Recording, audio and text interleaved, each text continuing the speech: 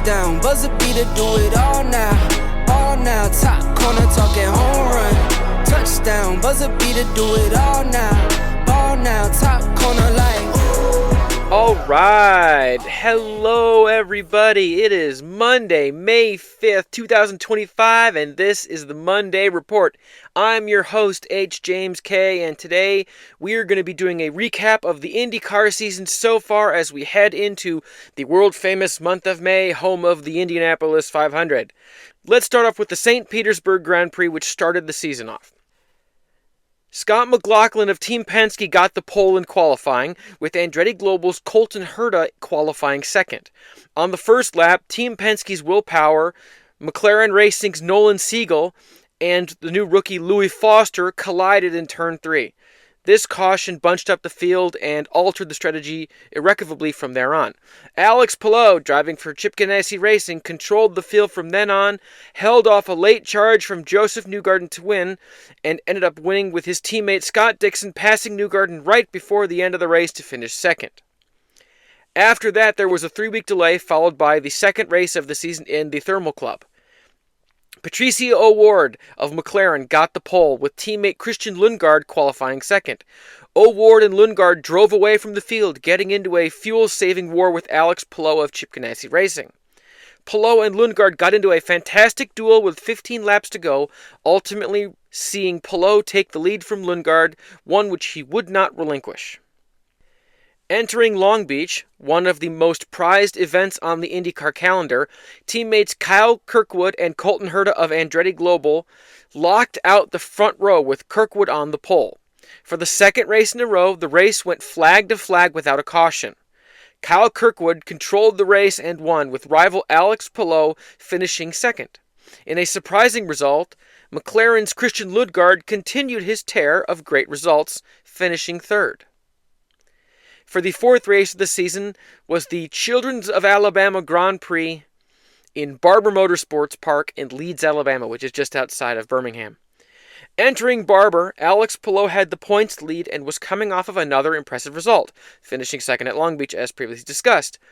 Palou got the pole in qualifying for Barber, with Scott Dixon, also a former winner along with Palou at Barber, starting second. Alex Palou led the race, easily controlled the pace of the race, and ended up finishing the race in first with a margin of 16 seconds between him and second-place finisher Christian Lundgaard. Alex Palou had 63 seconds of his allotted 200 seconds of push-to-pass remaining, which is a ridiculously high amount. For those who don't know, most drivers on a road course like Barber will end up with anywhere between 0 and 30 seconds of push-to-pass remaining, depending on how much they're saving. For a driver to have 63 seconds at the end of a race left, that's crazy. That's unheard of levels of domination, because that means you weren't even challenged at all. You never even had to overtake anybody. The only time you were using your overtake button is when you were going into the pits and coming out of the pits. Through 4 races, Christian Lundgaard continued his incredible run, getting his third podium of the season at Barber. After those 4 events, we now head into the month of May. The top 15 in the points as they run right now. Starting in 15th, we have Santino Ferrucci driving for AJ Foyt Enterprises with 63 points, meaning he is 133 points out of first place. In 14th, we have Marcus Armstrong driving for Meyer Shank Racing, a satellite team of Chip Ganassi Racing. Marcus Armstrong has 64 points and is 132 points out of first place. In 13th place, we have former Formula One driver and current Andretti Global driver Marcus Ericsson of Sweden. Ericsson has 65 points and is 131 points out of the league. Next, we have a tie for 11th. Joseph Newgarden has 78 points, making him 118 points out of first place, while Rinus VeeKay also has 78 points and is 118 points out of first place. 10th in points is Alexander Rossi, who drove for McLaren last year but currently drives for midfield team Ed Carpenter Racing. Rossi has 82 points on the season and is 114 points out of first place. In 9th, we have Will Power of Team Penske with 93 points, making him 103 points out of first place. In 8th, we have Colton Herta, who has 99 points, meaning he is 97 points out of first place. Colton Herta is so interesting because he's clearly the third fastest or second fastest driver on track right now. But his team is so snake-bit, every week he has another pit mistake. At Barber, the wheel nut fell off and they couldn't get it on in time. At Long Beach, there was a pit gun failure that cost him 5 seconds. At Thermal, if I remember correctly, he had a fuel filling failure that cost him a couple of seconds in the pits. It's one of these things where if Colton Herta didn't have bad luck, he would have no luck at all, even though he's clearly the second or third fastest driver behind Alex Palou. And you can make an argument between him and Christian Lundgaard, but we'll get to Lundgaard later. 7th in points is one of the all-time greats in the history of IndyCar racing. Scott Dixon of Chip Ganassi Racing has 104 points and is 92 points out of first place. Next, we have a tie for 5th place. Scott McLaughlin of Team Penske and Felix Rosenqvist of Meyer Shank Racing both have 105 points and are 91 points out of first place. In 4th place, we have McLaren's Pato O'Ward. He has 108 points and is 88 points out of first place. In 3rd, we have Kyle Kirkwood, who drives for Andretti Global. Kirkwood is one of the fastest, most consistent drivers in the series. He has 127 points, making him 69 points out of first place. Coming in 2nd, we have Christian Lundgaard, who also drives for McLaren. Lundgaard has 136 points and is 60 points out of first place. Finally, in 1st place, we have Alex Palou, who drives for Chip Ganassi Racing. He has 196 points and leads the championship. With a recap of the various races out of the way, let's pivot to the storylines after 4 races. By far the biggest storyline of the IndyCar season so far has been the remarkable, unheard of, unfathomable lack of cautions and caution periods.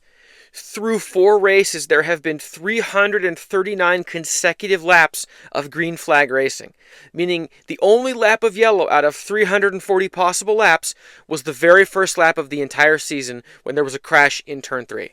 Short of that, there have been 339 consecutive laps under green, which is, that many laps has never happened in the history of IndyCar racing. Per Alexander Rossi, as he mentioned on his podcast, Off Track with Hinch and Rossi, he claims that drivers don't feel confident in the car, and now that it has the hybrid system installed, this has led to drivers not pushing as much as they would have liked to. The more conservative driving, paired with a lack of cautions due to no stalled cars, has meant that we've seen just no variance, no unexpected twists, nothing changing other than the strategy as dictated before the race plays out and the guy who's fastest wins. There have been no unforeseen circumstances. The hybrid system itself has allowed cars to be restarted by the drivers on the track, so if anyone does get off, instead of immediately stalling their car and causing a caution, they could just restart their engine and drive back to the pits without their having to have a yellow period at all. As well as the stalled cars, drivers are just driving remarkably clean this year. Even beyond the lack of pushing hard, we're not seeing as much bumping and bamming into each other as normal. Last year, it was like a hockey fight every corner of every race all season long. It was crazy.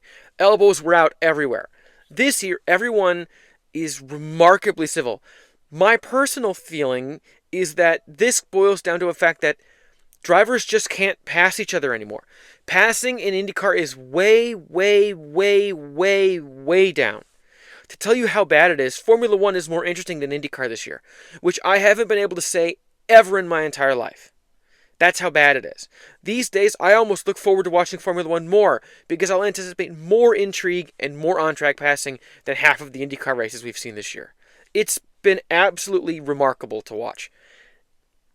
Well, remarkable in its soul-crushing tedium and boredom.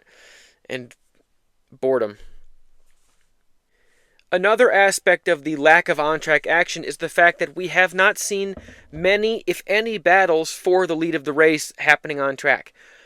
Alex Palou's pass for the lead at the Thermal Club in the second race of the season is so far the only on-track overtake for the lead that has happened at any event this season, which usually there's at least 3 on-track overtakes every week. We've had 1 through 4 races, which is abysmal by any metric. Basically, that means the guy who gets out in front at turn 1 stays there and wins the race, because we've seen it all the time. The only changes we've seen for the lead have been because of pit stops. Guy pits out of first place, gets on new tires, goes back to 15th, and then through the pit sequence, he filters back to the front. That's all we ever see. Or if there is an actual lead change, it's because someone did an insane overcut, stayed out super long, saved their tires, blah, blah, blah, and through the sequence of pit stops, ended up in front of the previous leader. We have not seen 2 cars just come up on each other, one passes the other for the lead. We've seen that one time, which is abysmal, awful, unacceptable, any other word you can think of. Beyond the lack of on-track action and the lack of cautions and lack of excitement, we also have IndyCar has introduced the hybrid fully for the first time. They brought the hybrid out after the Indianapolis 500 in June of last year, and it immediately affected the outcome of racing and how the cars raced. We saw a steep decline in passing, and it appears after the offseason that it has only gotten worse. The weight of the hybrid system, the system itself being something like 100 pounds, has fundamentally changed the handling characteristics of the Indy car. The car is almost completely incapable of driving on the ragged edge. This is due in no small part because of the change of the weight distribution, but also the way that the weight of the car is affecting the tires Firestone is providing. The tire degradation we're seeing in IndyCar is insane this year, much more so than last year, where the tires were almost too hard for there to be any racing. Usually, Firestone finds kind of that butter zone where the tire deg is enough to allow passing, but not too much where nobody can do any pushing at all. This year, the weight of the hybrid has made the car so hard to drive that tire deg is way up and handling is way, way, way, way different. The new weight distribution has taken much of the pointiness out of the front end. Because the hybrid system is closer to the back of the car, it's between it's between the engine and the transmission crammed into the bell housing in there somewhere, I guess, or it's in between the transaxle and the transmission. It's in there somewhere around the engine and transmission and the transaxle. It's crazy. And because of this, so much weight has been shifted towards the rear of the car that the front of the car does not turn as easily as it used to, meaning it is less pointy. Now, for drivers like Patricio O'Ward and Colton Herta and Joseph Newgarden, especially Joseph Newgarden and Pato O'Ward, this newfound lack of pointiness has made them basically have to learn how to drive the car all over again, to varying results. Colton Herta seems to be fine. But Pato O'Ward and Joseph Newgarden, results have been mixed, to say the least. What's very interesting about the hybrid is that nobody on the paddock wants to say that, truthfully, other than Alexander Rossi does because he's based and he doesn't give a shit. But everyone, including the TV commentators, kind of tippy-toes around the fact that the hybrid system doesn't add enough power to really affect the on-track action. It makes it harder to pass, harder to drive, harder to save tires, harder to use your tires. The hybrid system has done nothing but make IndyCar worse in every possible way.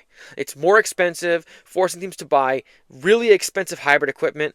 It has changed the cars in a multitude of ways, but nobody wants to say it in such clear terms because if the rumors are to be believed, Honda basically demanded this hybrid system in order to stay in IndyCar.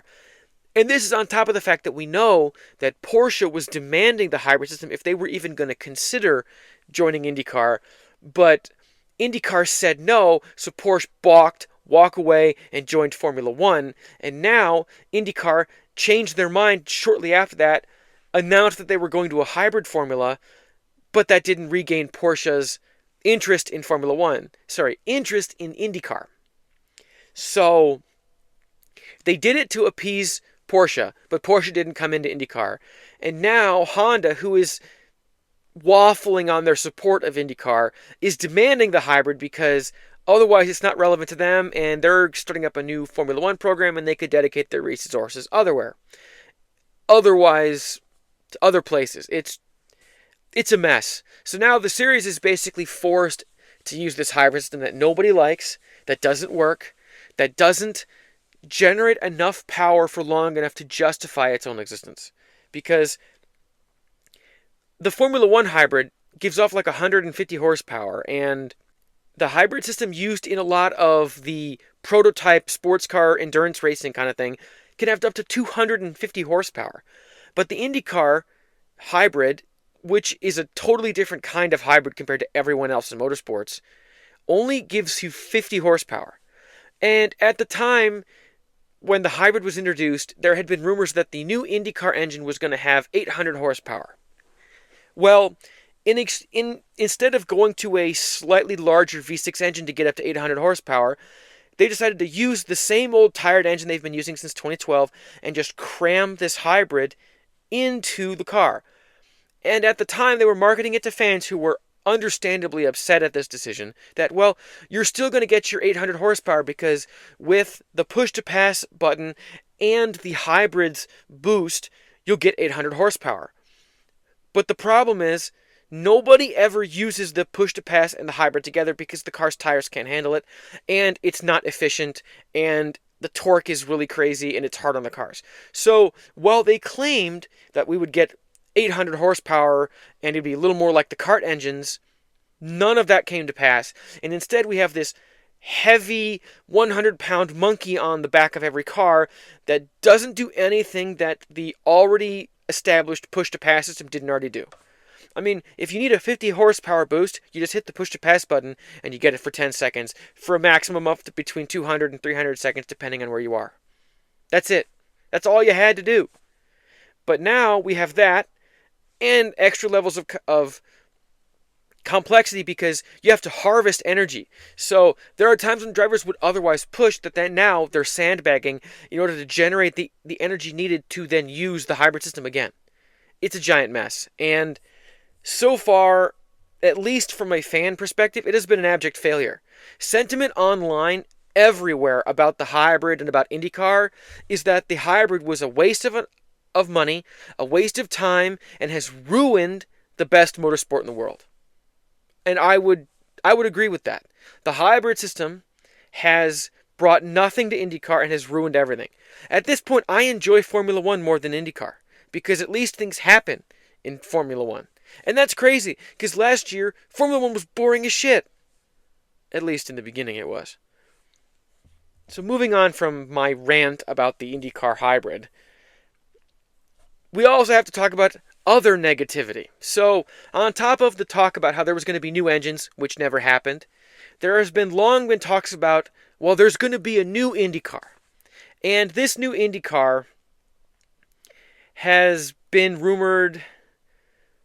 There have been rumblings about the car that it was originally promised in 2023, that it was going to arrive in the 2023 season, but due to COVID-19 that had to be scrapped. Then it was going to be the 2025 season. Now they're claiming it's going to be 2027, but that may not come until 2028. Or there are rumors that maybe they'll do like some of the parts for the new car in 27 and some of them in 28. And all these other weird rumors about delays and delays and delays. The rumors of delays and the lack of transparent details have led many fans and several teams to voice frustration over the entire program and the process of developing a car. And this is a car that IndyCar desperately needs. To tell you how old the current IndyCar is, it first unveiled as the DW12, named after Dan Weldon, who tragically died in 2011 at Las Vegas Motor Speedway, in 2012. The car is so old it can get a damn learner's permit. The car is old enough that Team Penske could take it to a vintage car race. That's how old the IndyCar is. Now, yes, they've changed the bodywork 3 or 4 times now. And yes, they've made safety improvements over time. But in the grand scheme of things, it's still the same old heavy car that has too much weight in the back, that can't turn, that is kind of slow and not great looking and unreasonably expensive for the fact that it's a one-make formula.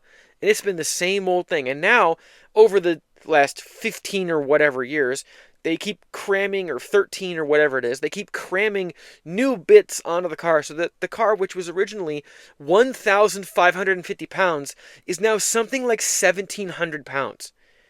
And yes, they keep upping the power of the engines and doing other things to make the cars faster, but it's still way too heavy, and it's way too expensive, and it doesn't look modern, and it has no innovation anymore, and it's a tired formula. So fans have been screeching and howling, we need a new car. They've been saying this since 2018, that we need a new car. It is now 2025, and the new car looks like it's a minimum of 2 years away. And the people who are even leading the process to develop the IndyCar aren't really race car designing guys. It's like Mark Miles, the president of IndyCar, who is a buffoon who does nothing but make empty promises and then do nothing with them. You know, a race in Japan that never happened, a race in Australia that never happened, races in Mexico. Well, Hyundai is going to join, but no, it's going to be Ferrari's going to join. No, it's going to be Lamborghini. No, it's going to be Porsche. All of these promises, he never delivers on anything, which is why fans despise Mark Miles and call him an ignorant buffoon. But he's leading development of the new IndyCar. It's crazy. It's absolutely insane. So, the entire process with this new car has been so murky and disorganized and empty promises and rumors and things that there's this general cloud of negativity hovering over IndyCar because there's been no good successful news in like 18 months. Every news story that comes about IndyCar is negative. Delays, poor ratings, poor performance on track, driver discontent. It's bad. Bad, bad, bad. And this all leads into ratings. During the Super Bowl, Fox, who is the new television partner for the IndyCar series, aired a series of IndyCar ads that built a tremendous amount of hype. This was a once-in-3-year opportunity, considering Fox was broadcasting the Super Bowl that year. And it was something like $20 million worth of ad buying. It's a crazy amount of ads that IndyCar has never been able to afford ever. So it was a huge opportunity, and it created an insane amount of hype. And the opening race of the season was at St. Pete. It had 1.46 million viewers, which was spectacular. It was great. People were like, oh yeah, this is great. The Fox broadcast was good, and the ratings were up. The race kind of sucked, but we're going to build this momentum. And then there was a 3-week break between St. Pete and the Thermal Club. And the race was boring, and ratings were down. Then there was another 3-week break between the Thermal Club and the Long Beach Grand Prix. The race was boring, ratings were down year over year, and it was bad. Then there was another 3-week break, and then there was the race at Barber, which was also boring as shit. And while the ratings haven't come out yet, those usually come out Tuesday or Wednesday, I'll almost guarantee you that the ratings are going to be down. Abysmal.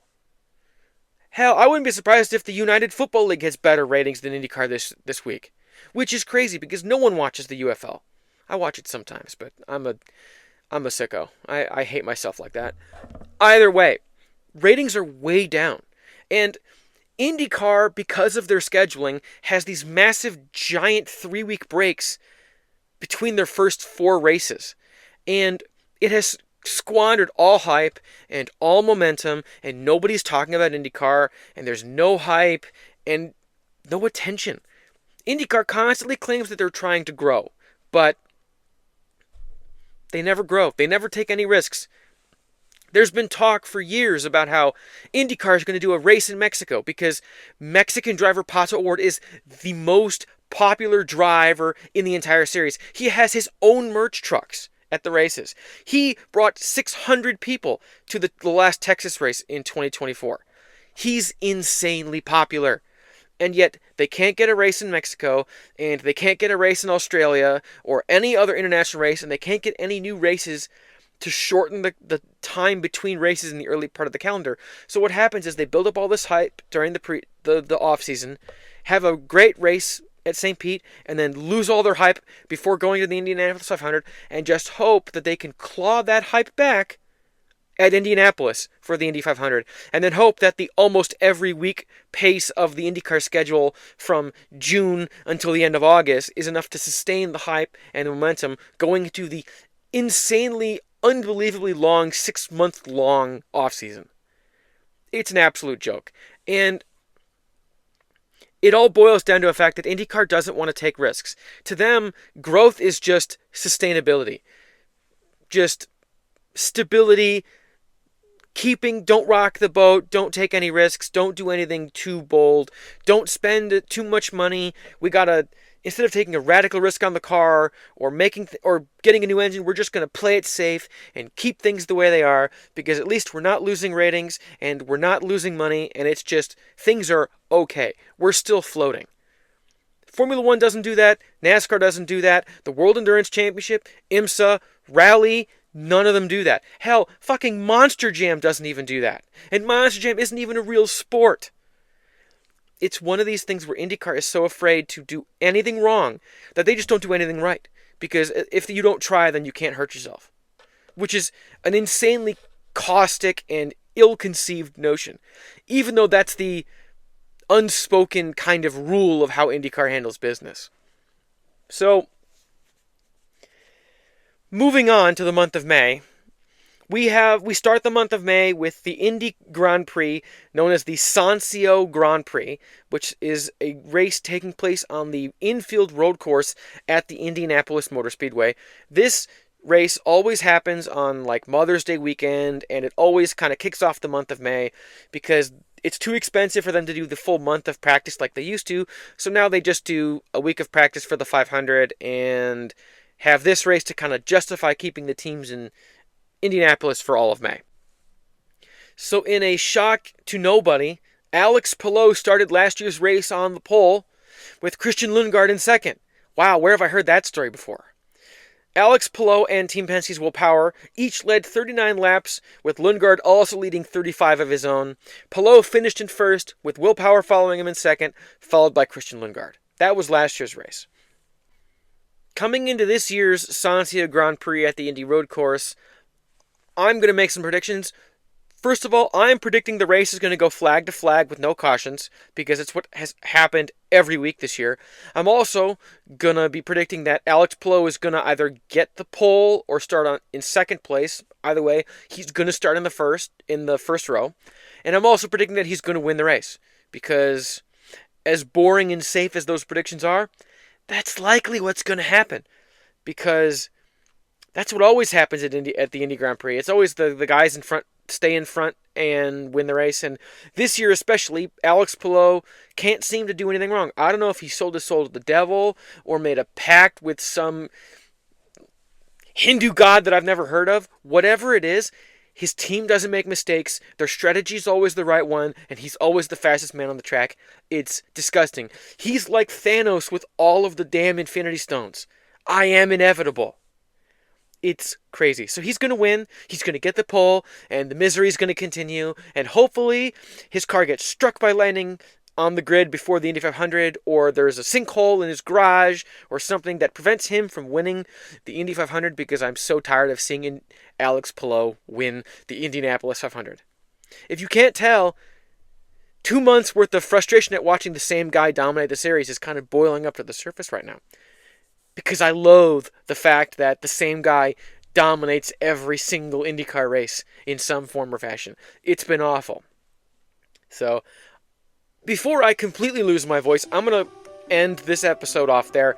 Next week, we're going to do a more in-depth kind of recap on the Sancio Grand Prix, and then a really in-depth preview on the Indianapolis 500. I'm going to go through the event schedule for the entire rest of the month of May. I'm going to talk about every team, every driver, and I'm going to make some predictions because practice doesn't even start until Tuesday the 13th. So on Monday the 12th, I'll be making some predictions and giving my thoughts on what I think the Indy 500 is going to be following the Sancio Grand Prix. So, thank you all for tuning in. For those of you listening on YouTube, like, comment, subscribe, hit the bell icon, do everything you can to help grow the channel, feed the algorithm. For those of you listening on Apple Podcasts, Amazon Music, Spotify, Audible, and everywhere else that podcasts are distributed, thank you. Please spread the word. Leave a like if you can. I appreciate all of those of you who listen. Thanks for tuning in. My name is H. James K. Until next time.